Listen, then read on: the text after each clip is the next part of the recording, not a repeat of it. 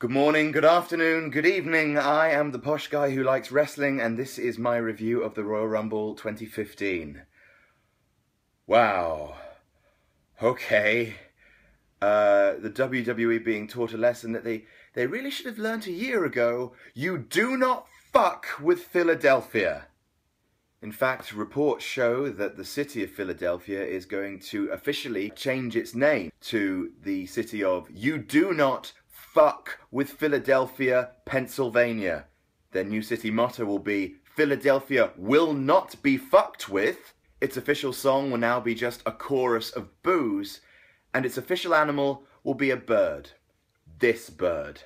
Now, I got a lot of predictions wrong about this show, but I did get one right. Back in episode 3, I talked about the conflict between Daniel Bryan and Roman Reigns and how that exemplified, WWE creative versus the hardcore fans. And I predicted, well, what did I predict? I predicted that if the WWE didn't move with caution, they had the potential to hurt their main pay-per-view season with a serious amount of backlash. And, well, they didn't hurt their pay-per-view. They took it out in front of the crowd, they popped a small bow on it, they danced it around so the crowd could see how cute it was, and then they shot it in the face. But we'll get to that. Big E and Kofi Kingston of the New Day versus Tyson Kidd and Cesaro. Man, it really feels stupid to be talking about this match considering, but why not? We'll go for it. I guess the red flag should have been waved pretty early on. It's not a 6-man elimination after all. It's now a single full tag match. Just a straight up tag match. Okay. Didn't get the memo, but I guess a normal tag match is more exciting than an elimination 6-man tag. I mean, what happened? Did they realise that they didn't have enough time for all on, So what happened? Did they realise that on the kickoff show they didn't have enough time for all their video packages, awkward staged interviews, and just really weird close-ups of Tom Phillips' face? WWE did themselves absolutely no service by offering us a more exciting match and giving us a less exciting one, so we're forever judging this match by what it could have been. So all in all, there's not much to this match. There's a couple of big tag team moves, pretty much the same exact match we saw last week. But Tyson Kidd and Cesaro got the win. Can't argue with that. Fine. It was serviceable. It was more boring than they told us it would be. The crowd were really into it, but then again, you kind of knew why the crowd were into it. The crowd were drunk on power from last year, and they were already, massively favouring Cesaro and massively denigrating, the faces like Big E and Kofi. So you knew, okay, we're in for a rough night. The New Age Outlaws versus the Ascension. What the genuine fuck were the New Age Outlaws wearing on their heads? No, I'm actually asking. Someone tell me. Lots of boos in the crowd from the Ascension. That's a bit weird. I would have thought, if they're going to cheer Cesaro, I would have thought there was some NXT smart love for them. But no, chorus of boos for the Ascension. Okay. Well, they are the heels, I guess. Billy Gunn looks great. He's in good shape when he's a returning part-time old legend and he's got the balls to take his shirt off. That doesn't happen a lot. You're not going to see Hulk Hogan with his shirt off again. You're not going to see Ric Flair with his shirt off again. But Billy Gunn, well done. Lovely power moves from Billy Gunn. The crowd chant, "You still got it," and he looks back at them and says, "That's all I got." That made me laugh. Seriously, Billy Gunn looks like 5 years younger than when we saw him last year. What is he putting in his coffee? Because I don't think it's legal. It's actually quite a short match. It's weird. It's not short as in a squash match. Like, it's not dominance by the Ascension. It's just a back and forward match, but it's just quite short. I mean, it's fine. The Ascension hit the fall of man on Billy Gunn and pick up the win. So that's good. JBL and the announcers are begrudgingly giving them some respect. So, that's at least going the right way. They have to build up and build up and build up. Obviously, it would be nice if they weren't beating up old men next time.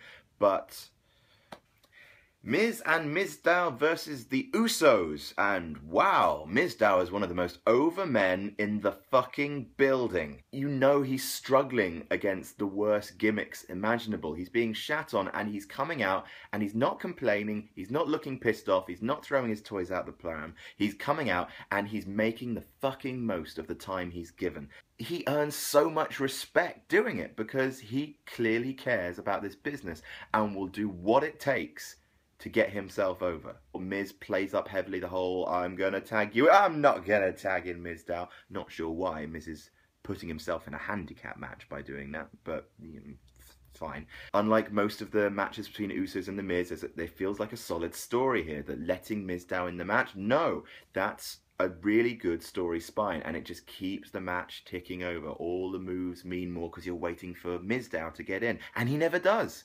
He never gets the tag. I mean, he clears out the Usos once or twice. He dominates in the ring and the crowd eat it the fuck up. But he never gets the tag. And while that could be seen as frustrating and blue-balling, I actually think that was a smart way to go. But yeah, worked. Fine. I mean, the match itself was nothing to write home about in any terms in the ring. But it was Mizdow's show. Mizdow took the ball and he fucking ran with it.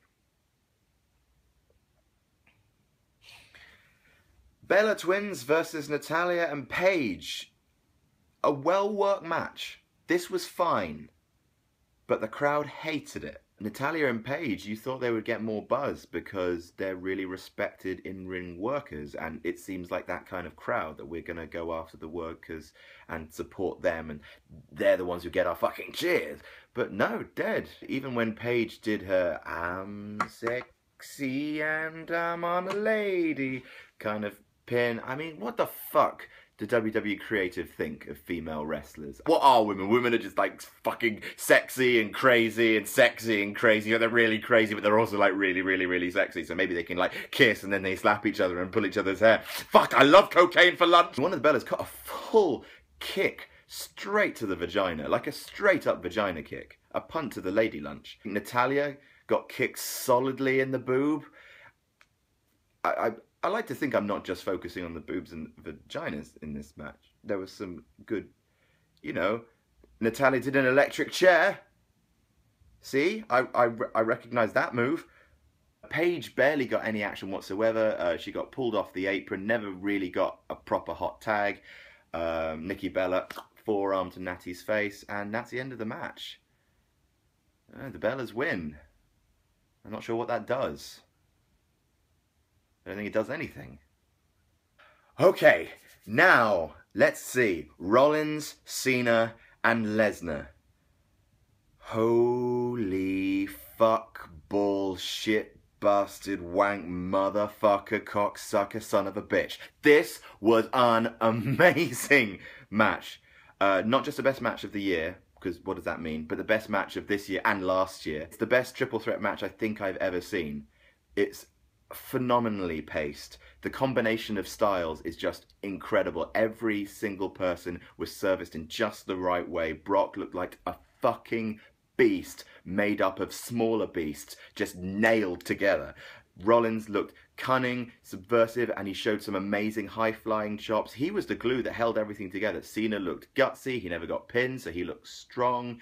You know, he and Rollins have amazing chemistry. He and Lesnar have amazing chemistry. Lesnar and Rollins have amazing chemistry. All three of them have amazing chemistry. That's one of the reasons why it's so fucking heartbreaking that this Royal Rumble is going to be remembered as the one where the crowd really turned on the WWE. In much the same way that the Royal Rumble 2014, you know, a lot of people still look fondly back on that event because of the amazing Daniel Bryan and Bray Wyatt match.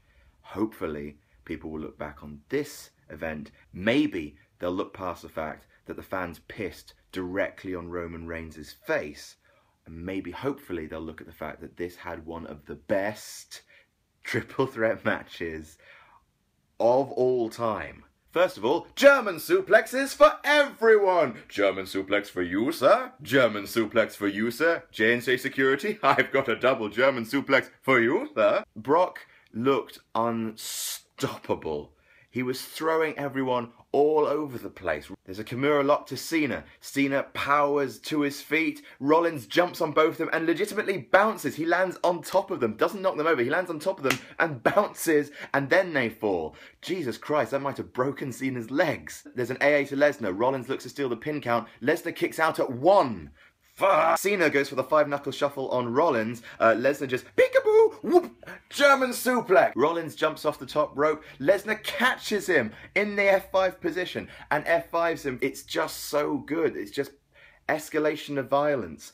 Everyone is just building and building and building. Lesnar takes apart the announce table. He takes a monitor and he smashes it to the ground. That monitor had a family. 3 AAs to Brock Lesnar. 3 of the bastards. Rollins breaks it up. Lesnar's getting up. He curb stomps him. Cena breaks it up. Lesnar is still getting up. He gets speared through the barricade and he's still getting to his feet. Then Cena, boom, with the steel steps onto the announce table. Rollins leaps, plants an elbow through him. This is awesome. This is awesome. Now you notice there's not actually a lot of reviewing happening in this review because it really is just entertaining enough to read a list of the high spots they went through because it's fucking phenomenal. I don't know who the ring general was here. Maybe the ring general was Seth Rollins.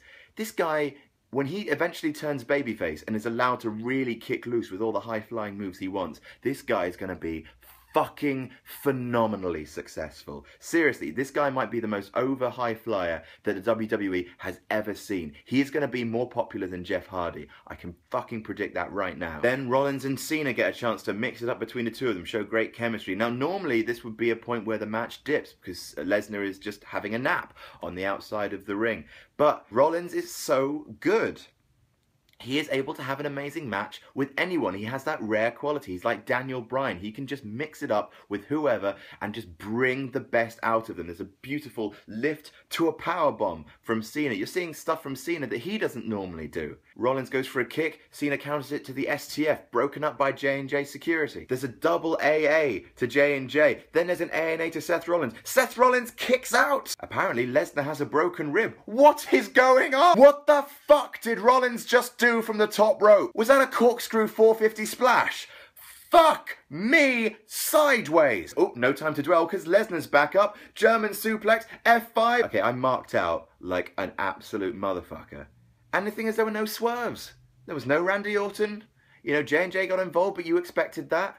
There was nothing unexpected, no shenanigans, just a perfectly worked match. Ah. I actually have a semi. Just, right? Okay, so match of the year out of the way. Let's talk about what happened. Now, the Royal Rumble started off reasonably promising. I mean, there was a weird kind of opening pairing with The Miz and R-Truth. That didn't feel like it should be starting a Royal Rumble match, but then it was made clear why. Out came Bubba Ray Dudley. It turns out why R-Truth was there is because they don't have Devon. And despite the fact that the crowd were chanting for him, you know, Bubba Ray needed a black guy to do all of his Dudley boy shtick with. This feels really quite racist. It feels like the WWE saying, well, we don't have that black guy that you wanted, but here's a black guy. I mean, that's practically the same. Yeah, because he's black. At least we got to see a 3D. Before Bubba Ray is eliminated, we get Luke Harper. Luke Harper and Bubba Ray Dudley. That's a fucking inspired choice. That's what I love about the Royal Rumble. You can just have these random pairings that, you know, don't maybe have enough gas in them for a full feud, but just the fact that they're together, that little moment, that kind of spark of creative electricity, that's what makes the Royal Rumble so special. And yeah, two backwater nutcases clumping each other. Luke Harper and Bubba Ray Dudley. That's perfect. Out comes Bray Wyatt. Bray Wyatt and Luke Harper sort of reform the Wyatt family a little bit. They toss out Bubba Ray. Curtis Axel. Oh no, wait. Curtis Axel gets mugged on the way by Eric Rowan and has his spot stolen. Oh, Curtis Axel, you little sausage. So, it looks like that Eric Rowan and Luke Harper are about to team up against Bray Wyatt. Crowd pops for that. But then, no, that doesn't happen. That just immediately doesn't happen. Okay, bit confusing, but never mind.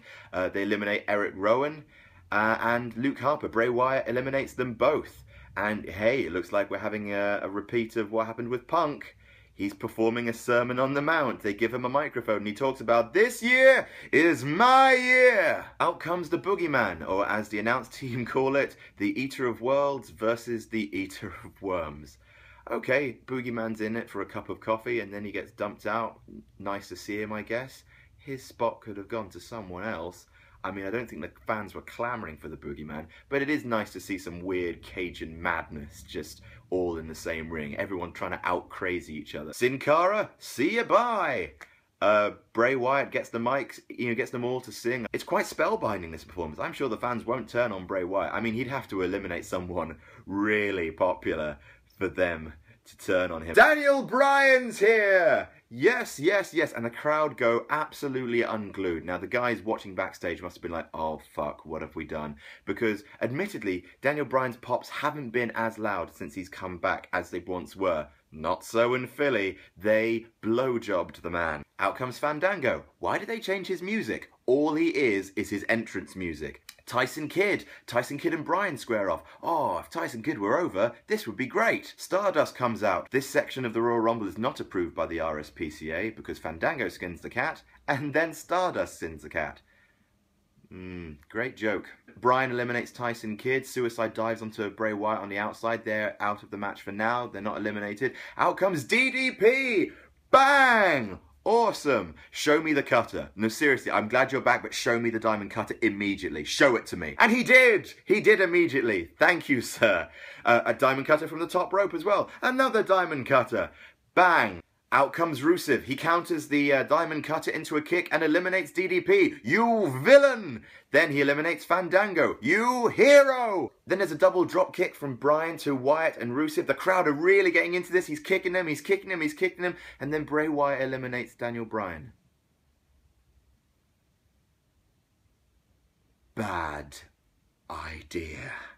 And you know, as soon as they do it, it's a bad idea. Because there's just this little wave of cold that goes throughout the entire arena and everyone watching at home, and you know in the pit of your stomach, oh, they fucked this one up.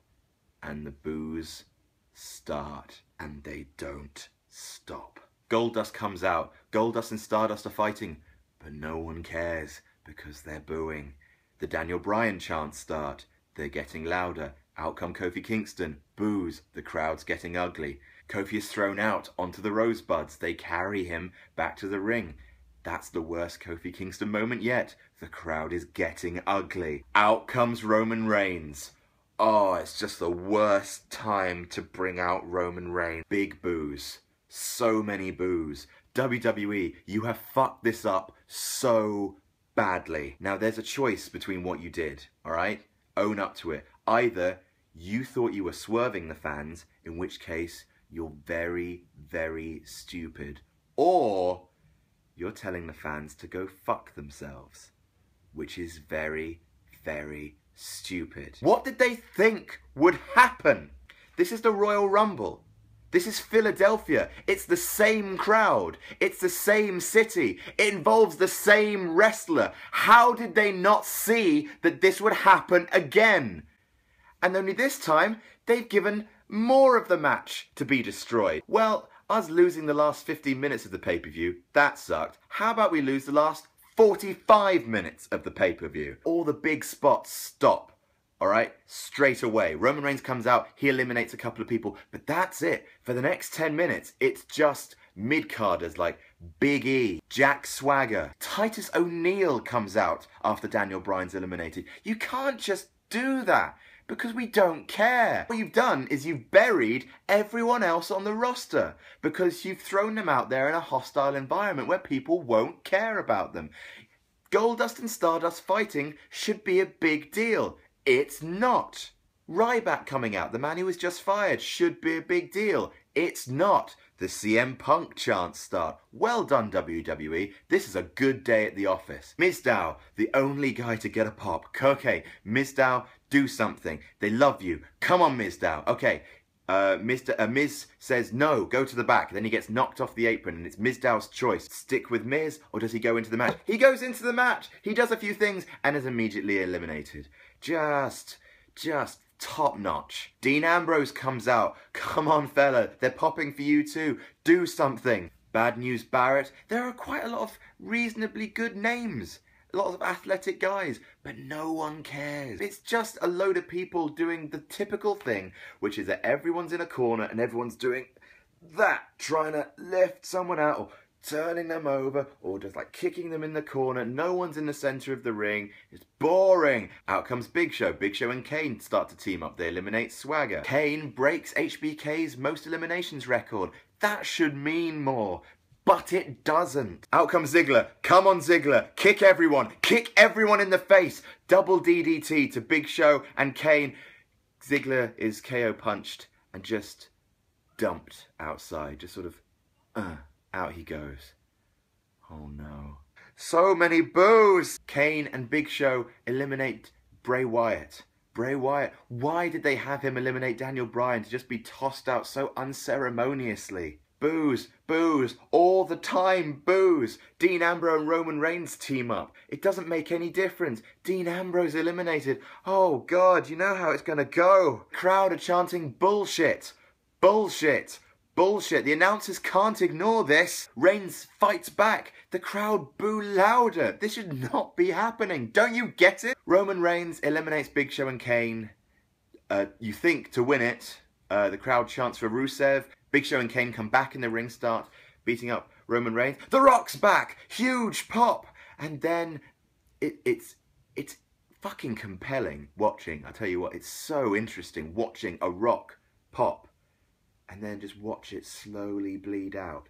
Just watching it slowly disseminate until by the time that Reigns has eliminated Rusev and the Rock is raising Roman Reigns' hand, they're booing the Rock. The Rock is passing the torch to Roman Reigns, his cousin, and they're booing him. The thing is, you can't pass a torch when everyone's pissing on the torch. Out come the Authority. The Rock looks at them like, what's happening here? Roman Reigns, bless him, this isn't his fault. It's not his fault. And this is his moment. He's not going to get a moment like this again.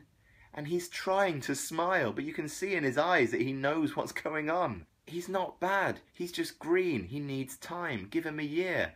But now, the WWE may have just made a top heel out of their supposedly biggest babyface. Okay, so, when we calm down, let's all calm down. Let's not, for example, cancel WWE subscriptions over this, which people have. Hashtag cancel WWE Network trended last night. That's a good look for the company. That's what's best for business. Basically, I can't quite figure out what WWE was trying to do. Because there's a couple of approaches that they were maybe going for. One, the most innocent one, is that they're just really, really dumb. And they thought, well, we've painted Bryan as a big potential to win. We'll eliminate him halfway through. Goes to show that, hey, no man is safe. This is going to be exciting and kind of strange. And people are going to be like, oh my God, Bryan, first one out. Oh, I'm so shocked. Swerve. But that's stupid. And I don't think for a second that's what they were doing. Because I think they honestly are smarter than that. I think they're smart enough, proud enough, stubborn enough, and annoyed enough that last year the internet got to dictate how they ran their WrestleMania. They came out and they fucked with the crowd. They knew exactly how rabid Philadelphia would be for Daniel Bryan, and they fucked with them. And as we've learnt, you do not fuck with Philadelphia. Now, it's going to be very easy for a lot of people to just paint all the people reacting incredibly badly, both in Philadelphia and on the internet, with the same brush. You know, they're all angry internet fanboys who throw their toys out of their pram when they don't get what they want.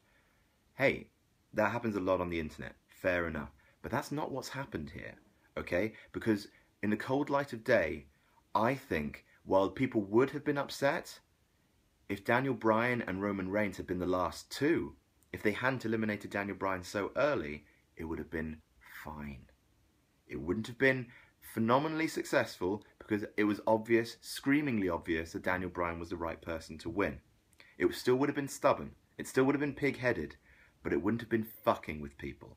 It wouldn't have been trolling. What the WWE came out and says, if you think for a second that you get to tell us how to book our shows, you are wrong. As CM Punk once memorably shouted in the promo leading up to the 2013 Royal Rumble, you do not get to win. Alright? You want to tell the fans to go fuck themselves? The fans will tell you to go fuck yourself right back. It was a stupid, arrogant, even spiteful decision, I think. And the WWE deserves the heat it's going for. And maybe that's what it was trying for all this time. Because ultimately, last year's angle with Batista worked out really well. Batista made a good heel. Bryan looked even better for overcoming both Triple H and Batista and Randy Orton on the same night. Maybe they think, hey, outrage heat is very strong heat, and controversy creates cash. So how about we fuck Daniel Bryan over again? Do that whole cycle. The thing is, you can't really do it 2 years in a row. Because if you do cave again, you're going to look phenomenally weak. Now, I can understand if the reason you've done this is so the IWC hardcore fans, if the smart fans can't push their weight around.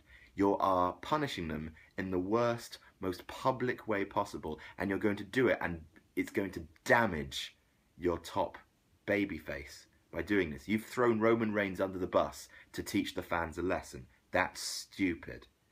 However, if you think you're doing this to recreate some magic from last year, that's stupid too. People are angry. People are cancelling their subscriptions. People are turning off the product. You can't toy with the fans like this. Now, what I'm saying, it does border closely to entitlement, and I don't want to appear like an entitled fan. I don't deserve to get what I want the whole time. However, what I don't deserve, because I pay a monthly subscription fee to the WWE, I don't deserve to be told that my opinions can go fuck themselves. Alright? That's offensive. And I think that there are lots of people out there who are going to immediately dismiss the internet's anger as being just the internet. It's not. I don't think. I think the WWE, as ludicrous as this sounds, made it personal. They said, we know who you like, and we're going to kill him. Deal with it. Now we're going to tell you exactly who you should like. And it didn't work. They booed The Rock. When you're booing The Rock, that's when you know you fucked it. All that's left is to tune in on Monday Night Raw, and yeah, it's going to be a compelling Raw. They're going to get a lot of ratings from this, annoyingly. All we can do is tune in to see if, hey, was this just localized to Pennsylvania? Is this just localized to arenas filled with smart fans, like, say, WrestleMania will be? Or is this going to be a trend now? Is Roman Reigns now going to have to turn heel? Is he going to be a hated villain? Is this going to be a limp duck WrestleMania because they've shot their prize horse in the foot before he was ready to run the race? Well, let's see how it happens. Overall impressions of the Royal Rumble, obviously match of the night is the triple threat. There was a lot of limp matches before that triple threat. Triple threat blew it out of the water, and for the most part, and up until when everything changed, the Royal Rumble was also great. It's a memorable Royal Rumble. It's going to go down in history. I just wish it was for the right reasons. I've been the posh guy who likes wrestling. This next review of WWE Week, this is going to be interesting. And I'll see you there. Cheerio.